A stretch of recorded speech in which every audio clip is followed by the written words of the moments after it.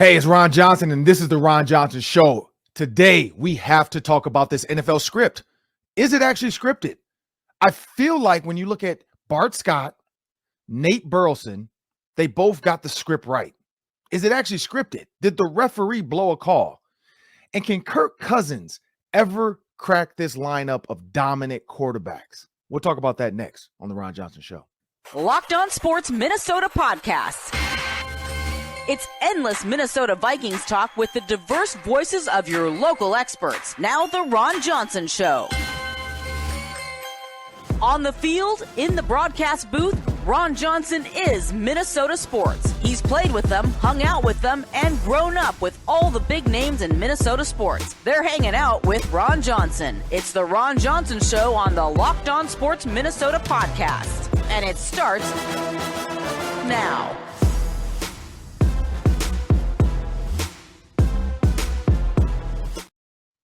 Hey, good people, it's a beautiful Monday. I know a lot of you are moving slow today. Why? Because it was Super Bowl Sunday. We've asked for years and years and years that this Monday should be a holiday, but it's not. I know a lot of you are headed to work today. I know some of you are probably calling in sick. I'm doing air quotes, but it is what it is. It's the Monday after the Super Bowl. It's the worst day of the year because that means football is not coming back for a while. Now, they do have the USL coming up. USFL, and I think that's April. So we'll get a chance to take a look at maybe some future NFL players. Also, some former NFL players made some rosters. When you look at Josh Gordon, Martavius Bryant, some NFL receivers both made a USFL roster. So we'll see what that looks like. But one of the saddest days of the year. Like it feels like that New Year's, like the January 2nd. You know, that's what the day after the Super Bowl feels like to me. But I want you guys to remember, this episode is brought to you by FanDuel Sportsbook, the official sportsbook of Locked On Sports. Make every moment more. Just visit FanDuel.com/LockedOn today to get started. And make sure you understand this too. When you go on there, these parlays, and we'll talk about this in the show, they're there. It's there for the taking. I mean, the Gatorade bath. You got the first score of the game. You got the anytime scores of the game. And I was this close again, people. If it wasn't for Jalen Hurts taking the ball, you know, Andy Reid deferring and Jalen Hurts taking it down the field and scoring, I think the Chiefs would have, like if they had to punt, I think the Eagles would have stopped them and Harrison Butker would have been the first score of the game, but it didn't work out. But I know for some of you it did because that Gatorade, we found out what color that is, and we'll talk about that coming up. Also, Kirk Cousins. Can Kirk Cousins be one of these quarterbacks that we look at in the Super Bowl? Now, we know he's not going to ever be Pat Mahomes. He's not going to be Jalen Hurts because he doesn't have those tools. He's not a runner. He's not a dynamic quarterback, but he's a really good quarterback. So can he become a Matt Ryan, a Jimmy Garoppolo, a Colin Kaepernick and sneak in the Super Bowl and be one of those outliers? Because it feels like there's a couple quarterbacks that are dominating, but we'll talk about that. But remember, please download the Amazon Fire and Roku apps. You can download the Locked On Sports Minnesota app on your Amazon Fire and your Roku TVs. Just go right there in your app, search Locked On Sports Minnesota, hit the download button. You'll get all of our videos, all of our shows. Well, as I bring Sam Extraman to the show, my producer, Sam, like I said, this is the saddest day of the year for me. It's very lackluster. I do get to take a trip. Season's over, so I do get to get away on vacation with the family for a little bit. So I'm excited about that. It's one of those two where you always know the trip's planned because when the season's over, we always take a trip.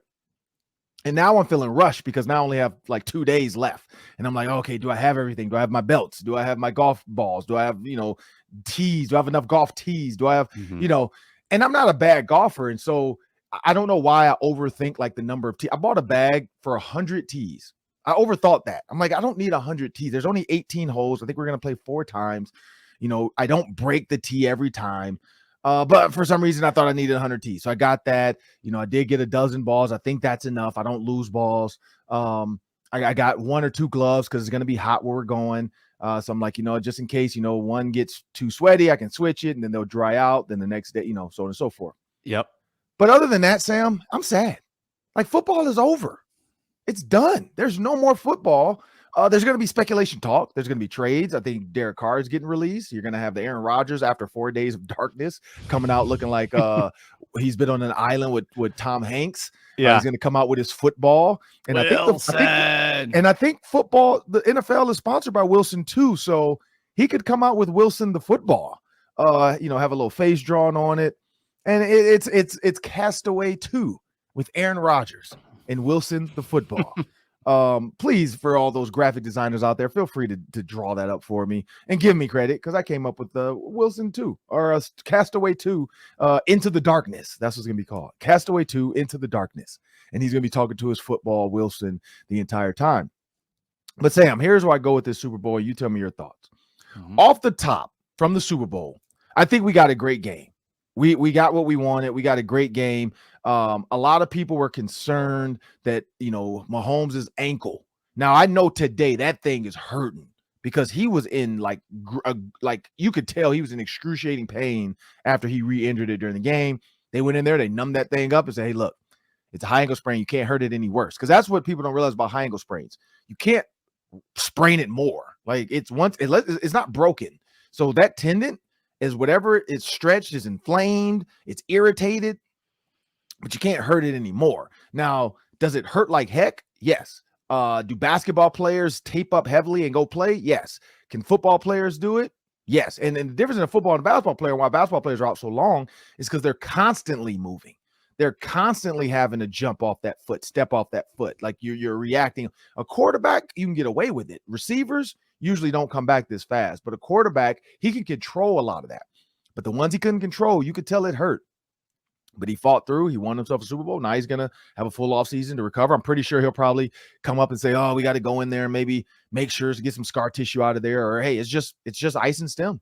Like, we're going to MRI and, hey, we're just ice and stem. He's got to heal. But he did it. Like, we got the exciting game. But talking about the NFL script, Sam, I don't know which way the script writers could have went. But I do know this. If there is a script, and when they walked into the Philadelphia Eagles locker room with the script and Bradbury got his part, I know he wasn't happy, because the Chiefs are going to always be remembered for the push and the hold. That's going to be their Super Bowl legacy this year. The push and the hold. The Bengals pushed Patrick Mahomes out of bounds. Didn't think that was that egregious to be a 15-yarder to put him in field goal range. And the hold. I don't think it was an egregious hold. I think it was within that 5 yards, he's allowed to jam. The receiver did run at him to engage because he was trying to run the in and wheel out to the fade. And it's like, what am I supposed to do? He's coming into my space. Now, was it a little bit of a tug? Yeah. Did it affect the route? No, because if it did, Juju would have been flailing his arms and yeah, I couldn't get free. Like, Juju didn't even feel it. There was no chance of catching that ball. I would have gone uncatchable and just, hey, let's see what happens next. Do they kick the field goal? Do they punt? What happens? Give the Eagles a minute, whatever, to try to come down and kick a field goal and put us in overtime or something. Like, I just didn't like that call. I get it. James Bradbury said he did it. He held. He just didn't think they thought they'd let it slide. But clearly the writers had a different story. But overall, I think the fans got the game they wanted. I think the two quarterbacks played exceptionally well. I do think Jalen Hurts was the MVP, but we'll talk about that. But Sam, what are your thoughts on the game? The penalty kind of made for an anticlimactic ending. I think if that play goes uncalled, then it's a field goal and they leave the Eagles with 1:45 to go tie or win the game. That's what we wanted. That was what that game deserved at the end. We didn't get it. I was rooting so hard for Jerick McKinnon to just run into the end zone at the end when the Eagles were trying to let him score.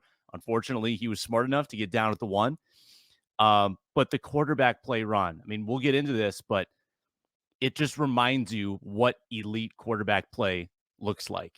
Kirk Cousins is good, but the consistent plays made with the legs of Patrick Mahomes and Jalen Hurts. 3 touchdowns for Hurts, a 2-point conversion when they absolutely needed it. And Patrick Mahomes on a bad leg, constantly coming up with big scrambles. And the way they impacted that game with both their arms and their legs, they didn't throw a pick. Mm-hmm. They barely got sacked. Mahomes didn't get sacked at all. An elite quarterback game. Just bummed that it didn't get to end with Hurts going for a potential win or tie. And I thought, Ron, the strategy at the end was bad on the Eagles' part. They had 6 seconds. At least give yourself one play to the sideline, try to get to the 50, and then set up a Hail Mary. They had time. And they didn't go that route. Disagreed with that approach. Yeah, it could have been a quick out, just run around, look at the clock, step out with 1 second to go, because they only had one guy rushing, so you had a ton of space. They were just protecting the deep. They weren't protecting like that. You're right, like that 20-yard. But the problem is 20 yards takes a receiver maybe to get 20 yards in about 2 point whatever something seconds. Takes quarterback about 2 seconds to get the ball and throw it. Does it work, and do they stop it, and does this become some kind of BS clock deal? So I see both sides of it, but yeah, I agree. There should maybe get 10 yards even. Just get 10 more yards to make it a heavable throw to where if it's a tip or something. I mean, he didn't even get it to a receiver. At least let a guy get a catch. But here's where I go with this. In the Jalen Hurts MVP talk, he should have been the MVP. And this is why. 27 for 38. 300 yards passing. So if I were to give you the stats and I said one of the quarterbacks went 27 for 38, 304 yards passing, a touchdown, and that was it. And then I said the other quarterback threw 3 touchdowns but only had 182 yards, 21 for 27. Now, and if you're looking at that, and then rushing had 44 yards rushing. If I were to give you 182 yards passing, 44 yards rushing, you're probably going to say it's Jalen Hurts. It wasn't. It was Patrick Mahomes. Jalen Hurts threw for 300 yards, rushed for 70, accounted for 4 touchdowns, and a 2-point conversion. He got a 2-point conversion on his own. He ran for 3 touchdowns, and he threw for a touchdown. He had 0 picks. The only blemish on his report card for that game was the fumble. And it was just switching the ball to the other arm, trying to stiff arm. And it was one of those plays that if he can have that back, because the Chiefs' offense, not to say wasn't doing much, but they were getting a lot of turnover plays, a lot of like good field position plays. When you look at the punt return, you look at the interception, you look at, the fumble, all that stuff. That's where they were. That helped the Chiefs. Like without that fumble for a touchdown and without that punt return, the Chiefs do not win this game. The Chiefs just were better in all 3 phases, which that's why it's a team trophy. That's why I get so annoyed sometimes when people say, oh, the quarterback lost this game. Like there's a graphic out there right now of Jalen Hurts on the ground like he's Ty Lue, and then you got Allen Iverson as Patrick Mahomes stepping over him. Very tasteless. Very tasteless, very disrespectful to 2 quarterbacks who played their heart out. And you got the one on the ground that outplayed the quarterback standing up in your quote-unquote picture. I get it. Today's internet is about, I got to put something out there that's sensational to try to get likes and clicks. Maybe just have a picture of the 2 shaking hands and Patrick Mahomes, doing what he did, which is giving respect to Jalen Hurts. And if you're a doubter of Jalen Hurts, you are wrong right now. You should no longer doubt what Jalen Hurts can do. I love the pregame video of Jalen Hurts saying he had to walk through so many barriers. And one of the barriers, they showed Tua Tagovailoa going in the game and Jalen Hurts being pulled out of the game. That was powerful because so many players would have folded and quit and doubted themselves. And Jalen Hurts never did that. He believed in himself, and he outplayed the Super Bowl winning MVP quarterback. He should have been the Super Bowl MVP. Like he should have been. Like, I don't care that you want the MVP to be the winner sometimes and you want that person to be able to go to Disney World with both trophies and all that crap. Screw the script. Jalen Hurts is the MVP of the Super Bowl.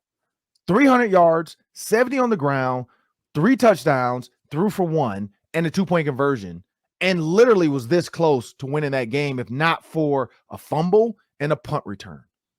A fumble and a punt return changed the game. Now, the hold, it is what it is. It should have been a field goal. They should have had a chance to come down a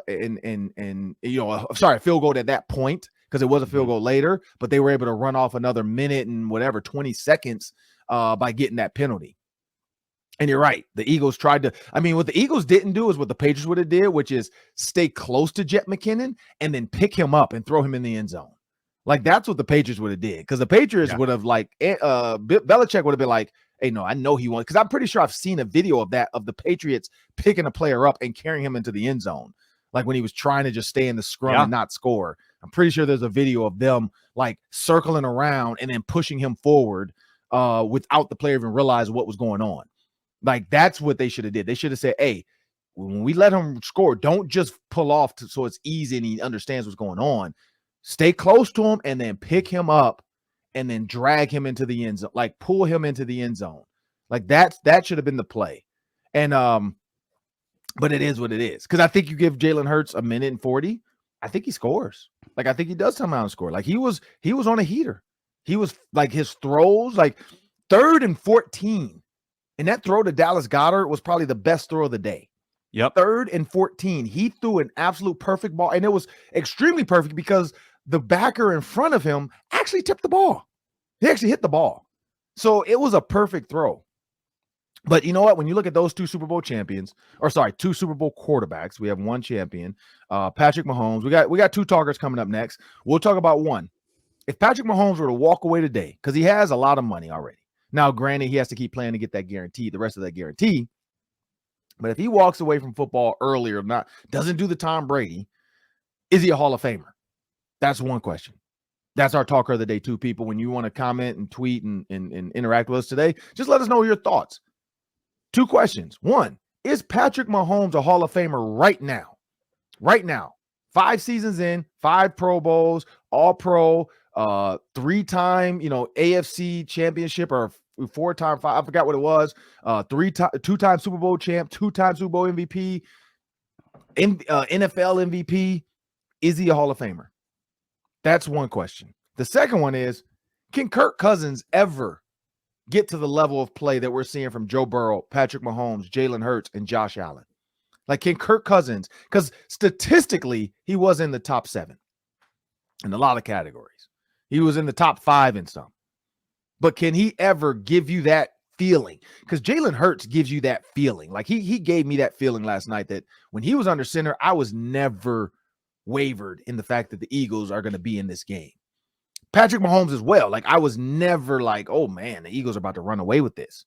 Like, it just, and again, these are 2 great, when you look at Shane Steichen for the Eagles, and you look at Andy Reid and Eric Bieniemy for the Chiefs, 2 great offensive-minded coaches that are just over there dialing up play after play that is like, man, that's beautiful.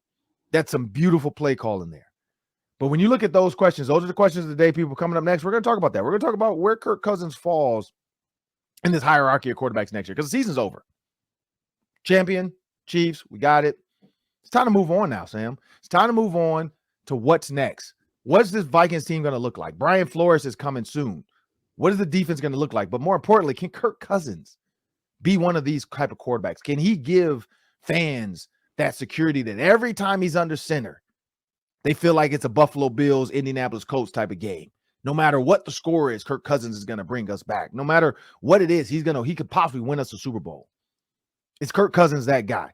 I don't know. I don't have the answer, Sam, but I have an idea, and I'll give you guys that next, coming up on the Ron Johnson Show. But remember, Locked On Sports is a proud partner with Care 11.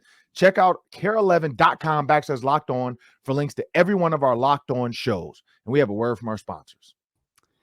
The NFL season is over, but the NBA season is at the halfway point. The perfect time to download FanDuel, America's #1 sports book. New customers get a no-sweat first bet up to $1,000. That's bonus bets back if your first bet doesn't win.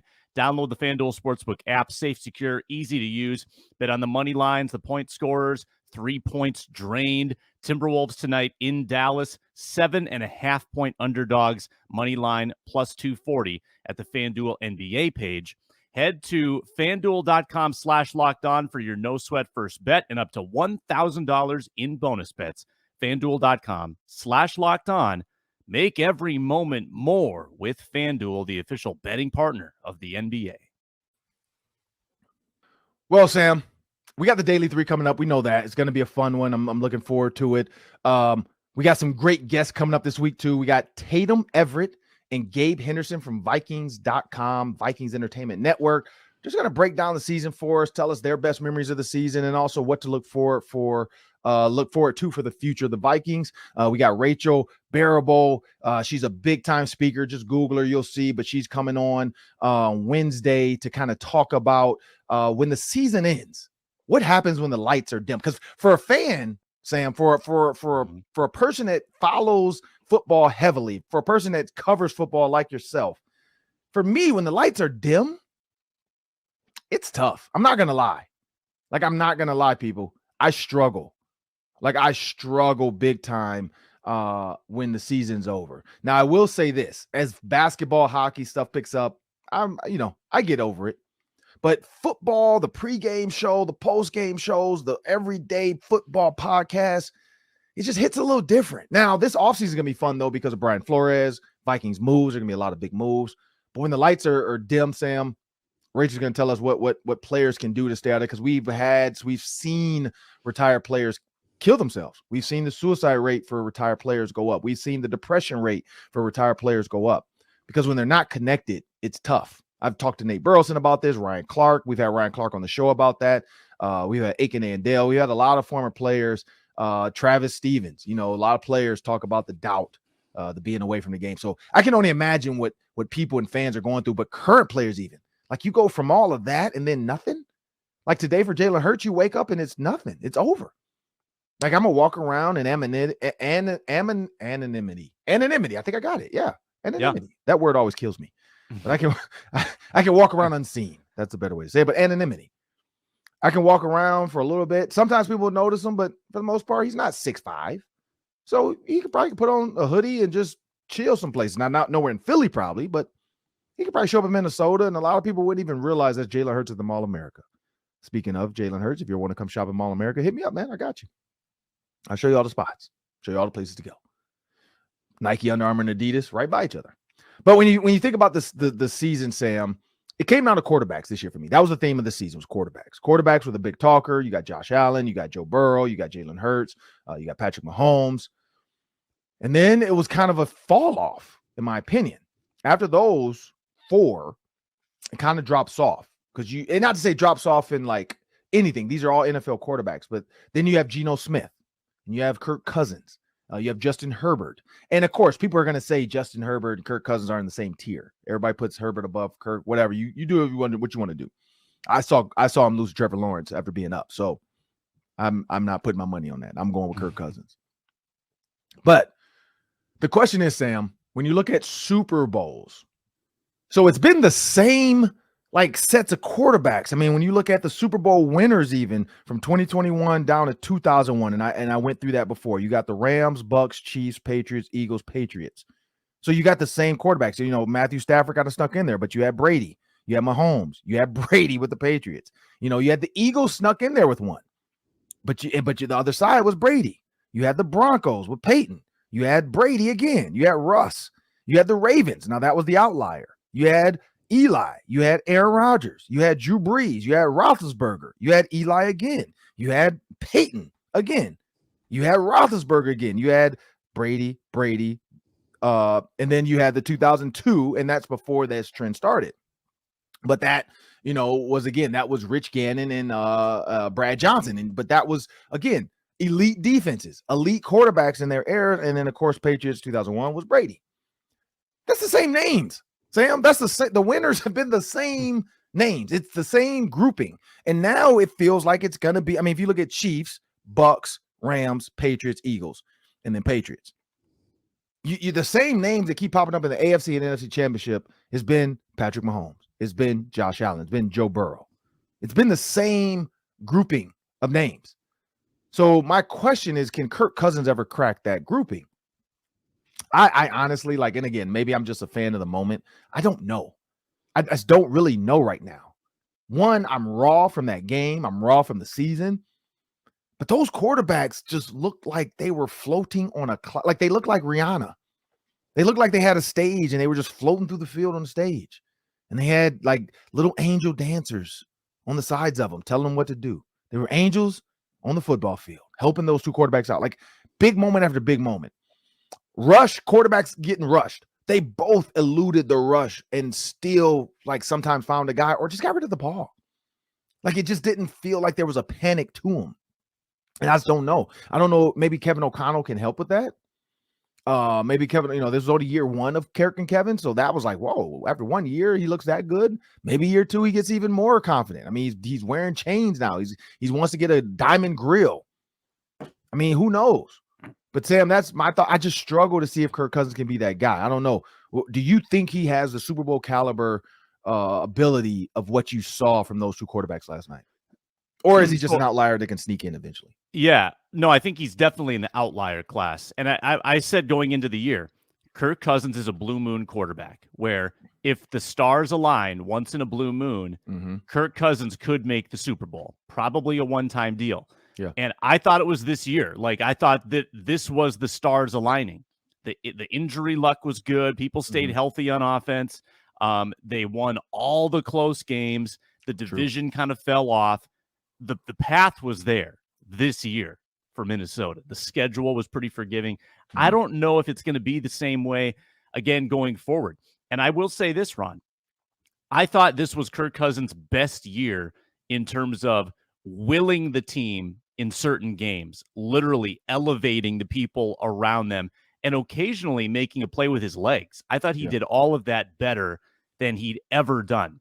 And still, there's a huge gap between Kirk Cousins and Mahomes and Hurt, who do that on a drive-by-drive basis. They're always giving you a chance, where with Kirk, it's a little bit more in glimpses. We saw it more frequently this year, but it still is not every single Sunday. Kirk is getting older, Ron. Like, he does keep adding pieces to his game, which is impressive to me. I'm surprised that he has evolved the way he has at his age. But I don't know how much more evolution there is. I don't know if you can really expect a whole lot more from him. You're going to need to surround him with a much better defense, much better pass protection, because he still needs a little bit of supporting cast around him, I think, to consistently deliver wins. Yeah, I mean, looking at the passing leaders, Patrick Mahomes, 5,200 yards, Justin Herbert, 47, Tom Brady, basically 47, and you got Kirk Cousins at almost 4,600 yards. So, and then Joe Burrow right behind him, Jared Goff, Josh Allen, Geno Smith, Trevor Lawrence, and then Jalen Hurts at 3,700. But Jalen Hurts jumps up when you talk about yards with his legs. He had one of the most impressive seasons when it came to running the ball. You look at yards per attempt, you look at completion percentage. Patrick Mahomes, 67%, Justin Herbert, 68%, Tom Brady, 67, Kurt, 66, Joe Burrow, 69, almost 68.3, Josh Allen, 63. So again, for people that are always like, oh, well, Kirk Cousins is not up there, but he's right there. Like, he has all the stuff. He's right there. Passer rating. Patrick Mahomes is where it gets a little bit, starts to pull away from the pack. 105 passer rating. Jalen Hurts, 101. You got Joe Burrow, 100. And then you look at Kirk Cousins, he's down to 92. Now, Tom Brady was 90, but Tom Brady also is almost 90 years old. You look at first downs with legs, you look at explosive plays. Like, you can kind of say, like, explosive plays, Patrick Mahomes of 20-plus yard passes, 73. Kirk Cousins was 47. 73 to 47. Now, Jalen Hurts only had 52, but again, you talk about his legs. Kirk Cousins now 40-plus plays, 10. 10 plays of 40-plus yards. Patrick Mahomes, 13. Jalen Hurts, 11. Kirk Cousins is right there. Joe Burrow, 10. Jared Goff, 12. Josh Allen, 12. So Kirk is right there in that. But that 20-plus yarder, and again, I think that just comes with play calling, figuring out what he does best. You look at sacks. He had 46 sacks. Patrick Mahomes only had 26 sacks this year. 26. You talk about a team that ran for their life in the Super Bowl versus the Bucs. Patrick Mahomes looked like he was playing dodgeball. Like, he laid out sideways to throw a ball. Like, it was just bad the way he was getting beat up. And then they revamped the line with Creed Humphrey. Could the Vikings do that? If you added John Michael Schmidt, maybe. I mean, he's not a guy you're going to get 15 years out of because he's already like 24, 25. So he's a little older. But he's a guy you can get 7, 8, I think, solid years out of because he already is older. So mentally, he can come in and he's older and he's ready to go. He's already a grown adult. Like, he's already hit his grown man size. Like, he's not a 21-year-old center. He's a 25-year-old center. So could that be the guy? Could you move on from Bradbury because you need a pass guy who is in an RPO system? He's coming from the Gophers RPO system. When you talk about the zone run to the RPO, being able to Jason Kelsey that thing and stay in that 1 yard, boom, and then go. I think for college linemen that were in RPO in college and then coming to the NFL. That's the only thing they have to learn is you don't have 3 yards, you have 1. So you have to learn how to stay within that 1 yard and then release. But there's a lot to Kirk Cousins and his Vikings offense. But again, those quarterbacks, they set themselves apart. They were extremely elite. But we got the Daily 3 coming up next. We got to talk about, we're going to have some more Super Bowl talk. We're going to talk about the commercials because some of the things I said on the football party, it happened. I knew it. But we'll talk about that in the Daily. If you saw the football part or the round table on Friday, I said exactly what was going to happen in one of these commercials. I knew it. I felt it. I'm like, this is a setup. There's a script. It's a setup. Like they knew, like, hey, if we can use, I think it was Tucker Carlson who got mad at this group. They used it to their advantage. They said, let's play on this video. Let's play off of it. And then let's hit this thing home and make everybody watch. Everybody was waiting for it because everybody's like, what's going on? But we got to talk about that coming up next in the Daily 3. And then Rihanna at halftime. There's a lot of online speculation about how she looked, how she performed, and what was going on with some of the stuff. The answer is pretty simple if you follow Riri. Like, I'm a big Rihanna fan. My daughter's walkout song is Desperado for softball. So that's her coming to the plate song. Which was cool because she didn't know Rihanna sang the song. She just liked the song. And so then when Rihanna came out, she's like, oh, that's the person that I my walk up. I'm like, yep, that's it. Because she heard it at a Gopher game. Like one of the Gopher softball girls last year had it and she heard it and she's like, oh, I want that song for mine. Mm-hmm. And she had no idea who Rihanna was. She's 11. She doesn't know. She's not listening to Rihanna. Rihanna's a little too raunchy for an 11-year-old. But she hasn't performed in like 7 years either, right? Exactly. A new album. Yeah. So, but yeah, my daughter has no idea who Rihanna is. She's just like, oh, that's the song of my son. So we'll talk about that as well. And it didn't seem too like crazy this morning because the Eagles didn't win. So no grease poles got damaged in the production of the Super Bowl. But before we get to the Daily 3, I want you guys to make sure you check out the football party 4 days a week from Monday to Thursday. Get your Vikings fix with Arif Hassan, Luke Inman, Luke Braun, and Sam Ekstrom on Locked On Sports Minnesota. And we have a word from our sponsors. Built Bar has so many great flavors and so few fat grams, calories, sugars. Built Bar, a great treat this time of year where maybe it's February, it's a little bit dreary. Maybe you're feeling a little bummed that football is done. Maybe you're trying to get ready for the spring. You're trying to get a little more fit.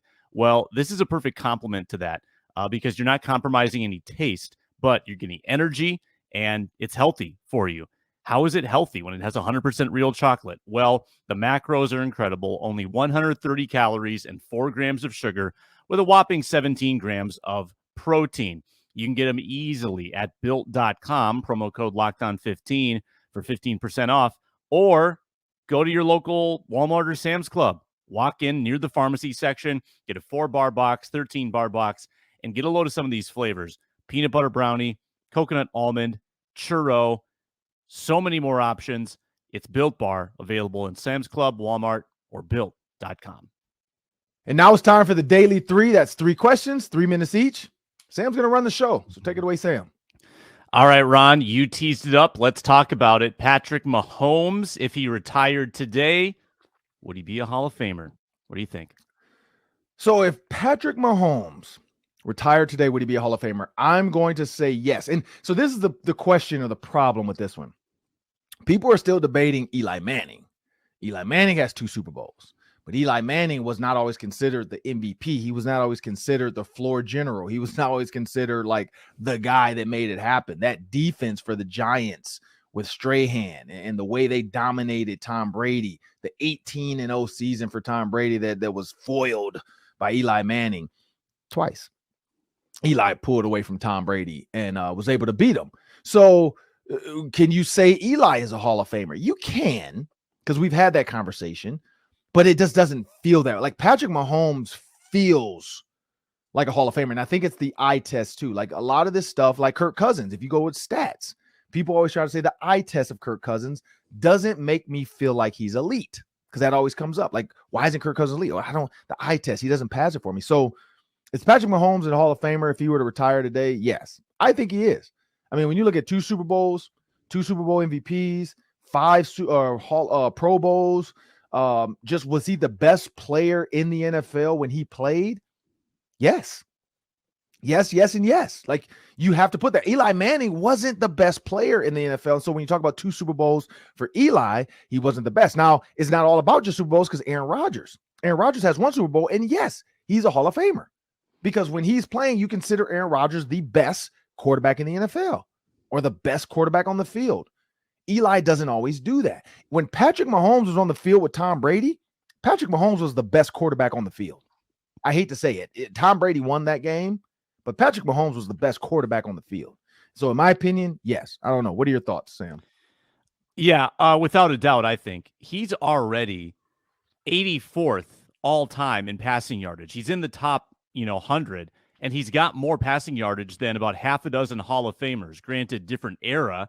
Yeah. Norm Van Brocklin, Roger Staubach, Sammy Baugh, different era. Staubach, but yeah. More passing yardage than Norm Van. Archie Say that Manning. first one again. Norm Van Brocklin. Norm Van Brocklin. Yeah, was he a Packer or what was he?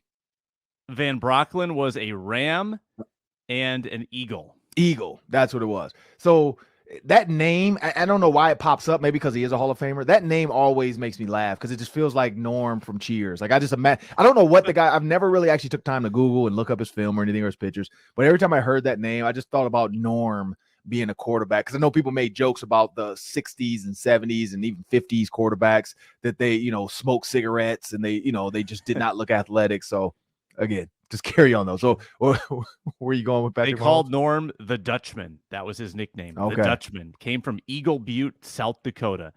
Rest in peace. He died in 1983. So Mahomes, and we talked about this with Jason Smith a couple weeks ago. Yeah. And I'm going to steal his answer. You can't write the story of the NFL without Patrick Mahomes, because for the last 5 years, every NFL team has been looking for the next Mahomes, trying to draft the next Mahomes. And it's pretty hard to do. We've realized, right? Like, think of someone like Zach Wilson coming out of the draft. People are like, this guy can move around like Mahomes. He's got the arm strength. Zach Wilson, like, think about how crazy that seems now. Yeah, true. Because everyone's chasing after this mold of a quarterback, and Mahomes kind of set the standard for what that is. True. Yeah. No, I agree. And again, so to the point of Jason Smith, and I forgot he said that, then Eli Manning is a Hall of Famer, because you can't write the game of football without Eli Manning. He was the anti-Brady for years. So yeah, I think so Eli is in. I just don't know when it's going to happen. We'll see when he's eligible, and does he go in as a first ballot guy? Again, Reggie Wayne snubbed again. Devin Hester snubbed. It's a tough group to get. It's a tough nut to crack. It's a tough shell to get into. So we'll see. What you got next? All right, let's talk commercials. I know you're pumped to talk about the one company that you alluded to that showed up at the end, but any other commercials that caught your eye? So commercials that caught my eye were definitely the women's flag football. I joked to my daughter, I'm like, would you play flag football? Because she's super fast, and she's like, no, I wouldn't do it. But my youngest was like, oh yeah, because I've heard stories from parents, because she's a taller second grader. So like, she just played basketball and scored, which I was pretty impressed actually. She scored 24 points in her basketball game, and they got second place in the tournament.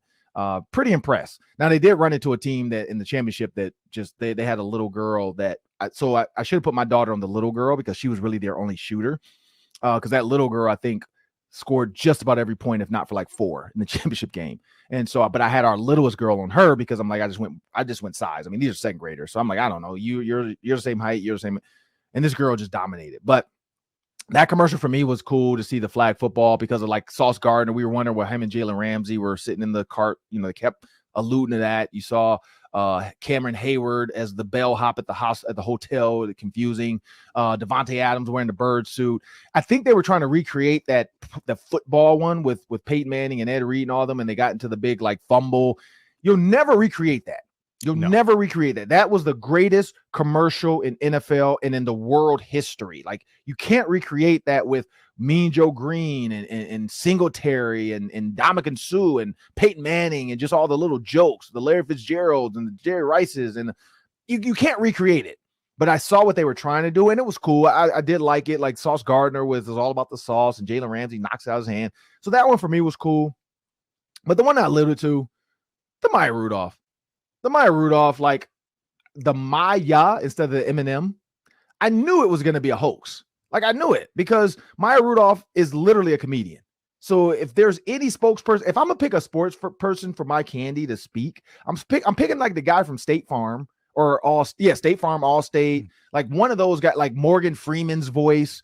Like I'm picking a guy with a voice or a gal with a voice. I'm trying to think like even Tina Fey, because Tina Fey makes a lot of jokes, but she does have a good like commercial voice when she wants to be serious, because she has done serious. Maya Rudolph is just always a comedian. She's hilarious. So I was like, this guy, it has to be a joke. Like it has to be. And the minute I saw one of the M&Ms in the back with the help sign, I'm like, yep, here we go. It's coming. And like I even alluded to it on Sports Center. They had the M&M show up on the Sports Center set, and he was wearing the blue suit on the blue screen. And I'm like, there's no way you do this if the M&Ms are gone. Like you just get rid of them if you're serious. So they got everybody. I knew it though. I said it on Friday on the roundtable. I'm like, it's going to be a big unveil of the new M&Ms. And there's nothing new about them. They're just saying they're going to be themselves. And I think they were comfortable in their own skin. I think is that kind of the way they try to go about it. Like they're going to be themselves. And so I think they're just trying to let people know, be you, like be you, whatever you are in your own skin, be you, be comfortable with it. Like, who cares? Like, do you? And so I loved that about it. But my daughter was like, who even eats M&Ms? Which clearly M&M is an old person candy, because kids don't really do I mean, my kids, at least, they're more of like candy kids and not like M&Ms like that. I feel like it is getting kind of old school. Like M&M was like our thing when we were kids, like the peanut M. And my daughter is allergic to peanuts, so maybe that's why we don't even bring M&Ms in the house. Yeah. But yeah, no, that one for me. What was your commercial? Yeah, so I had to go back and watch a lot of these after the fact because I couldn't hear a lot of them during the game, and I'm realizing I missed some good ones, so I got to go look for more. But I'm a big Will Ferrell guy, so I liked Will Ferrell in the GM and Netflix crossover where he was like put in all these different Netflix shows. Okay, I missed that one too. Yeah, no, that was pretty funny. Kevin Garnett made a cameo in the Sam Adams, where Boston was suddenly like a much brighter, nicer place. that was pretty entertaining. And then Dave Grohl talking about Canada for Crown Royal. Oh, yep. Yeah, and by the way, French fries with gravy and cheese is gross. That sounds gross. My daughters both said it sounds gross. He's like, oh, and it's good. I don't think it's good. It looked gross. I don't know. Would you eat poutine? I think it's what it's called. I would sample it. Probably would. It looks gross. Yeah. If it was given to me, like made for, I wouldn't pay for it. But if it was like, given to me, I'd give it a shot. It's just like French fry soup is what it looks like. Like you have to eat it very fast because then the fries get soggy. Yeah, so it just looks that's gross. A problem. Like, yeah, I don't want soggy French fries. Like gravy belongs on mashed potatoes, not French fries. You can put cheese on fries, not gravy and cheese. Like that just does not go. Because gravy is gonna soggy them up. Just like leave it with mashed potatoes. Like French fries is ketchup. It's American. Like let's stick with that. I get you, Canada. Thanks for all the Crown Royal and the other stuff, but keep your French fries because that's not good. What's the last one for you? Yeah, let's get your Rihanna thoughts. What do you think? Rank it. So she's pregnant with her second child. I think people didn't know that because nobody pays attention to Rihanna because she's not doing albums unless you're into that culture and you're really like a heavy into Rihanna. She's married. She's getting married to A$AP. I think it's A$AP Rocky is the one because I know the whole A$AP gang. But she's married to A$AP Rocky. And so when you think about that whole deal, she could move a bunch. She had the harness. She had the baby bump. And I noticed, like, because some people are like, oh, I know she's postpartum. So, but you ever think about it? One, she was always in shape. She was always like, so she probably was ready to bounce back, and she did, because I remember seeing other interviews with her. And then all of a sudden she has a bump still, and she rubbed it when she said diamonds in the sky. And I'm like, yeah, there's a baby in there. Like you don't constantly keep rubbing your baby if it's just like a baby bump or a postpartum bump. Like you don't want to draw attention to it unless, I don't know, some women, that's what I've been told, because I don't know. I've never been pregnant. I've never been postpartum. But from all the women that I was around and my wife, she was even confused about it. And then when I said she's pregnant, she said, oh yeah, that makes total sense. Like, yeah, like, cause she even said, like, she's like, oh, that outfit, I don't know postpartum if that's an outfit I would wear, but I'm pregnant. So yes, I have a belly. I'm going to show you guys. And so, yeah. And so she didn't come out and announce it. Like, I'm expecting baby number 2. Like, no, but I enjoyed it. The songs are nostalgic. I really wished, like, I was thinking, like, I was like, I know he can't get in the stadium, but I would have loved for Kanye to like run through when it was his song she was doing and just yell something to the microphone and then keep running out the stadium or something. But Jay-Z was there, so I was surprised, like Umbrella, like there wasn't some kind of like cameo for Jay-Z to do his part. That whatever his little rap to Umbrella would be, like he just come down with Blue Ivy and whatever. But Jay-Z was there as dad with Blue Ivy at the Super Bowl, so he did, and they probably couldn't afford him and Rihanna, which is weird because they could afford like Snoop Dogg, Dr. Dre, Eminem, 50 Cent. So I'm like, and I think Game was in that one too. So I would have liked to see Jay-Z, but yeah, no, I liked it though. I did like it. I know some people say it was boring. I liked it. What do you think? I didn't think it was boring at all. I mean, I thought the set design with the elevated platforms going up and down, the pyrotechnics with the fireworks, the camera work was spectacular. I think they had drones being used, which is pretty helpful. Backup dancers were pretty cool. I thought it was just all about Rihanna. Yeah. I mean, she was super dynamic. If I had a knock, it was that I wasn't sure when she was actually singing because she had like a pretty clear backup track with her voice, probably some lip sync going on, but it sounded great. I mean, whether it was live or not, sounded great. And yeah, like just hit after hit after hit, and probably didn't even get through all of them. But apparently she did 12 songs in 13 minutes because she did like one verse of each. Yeah, that was pretty good. Yeah, no, I enjoyed it. I enjoyed the show today too. I'm looking forward to tomorrow and the next day because we got to break down the season. We got at least one more week to kind of talk football until more football stuff comes up, and then we got to really transition and get into this basketball because the Timberwolves are making a push. The Timberwolves are trying to make a push. The trade has happened with Mike Conley Jr. We'll talk about that a little bit on at some point in the next week or two. Mike Conley Jr. because let's give him time. Let's see what he does here. Does he completely turn around and get Rudy Gobert going, and does he become a mentor to Anthony Edwards? We'll see, because that's what everybody thinks that's his job. His job is not to come in and be the big-time scorer. It's to be the floor general, get Anthony Edwards his 40 points, start showing him how to be the guy, be the Michael Jordan of the Timberwolves, get Rudy Gobert going. Cat might not ever show up. He might not ever come back, so we'll figure that out. But if you want endless Vikings talk, make sure you subscribe to the free Locked On Sports Minnesota YouTube channel where you can find all of our videos and all of our shows, podcasts after every game, wherever you get your podcasts. You can find them after every game and every Vikings press conference delivering all the biggest news. Like I said, Brian Flores is coming soon. Like our videos and leave your thoughts in the comment section below. I want to thank you and have a great day.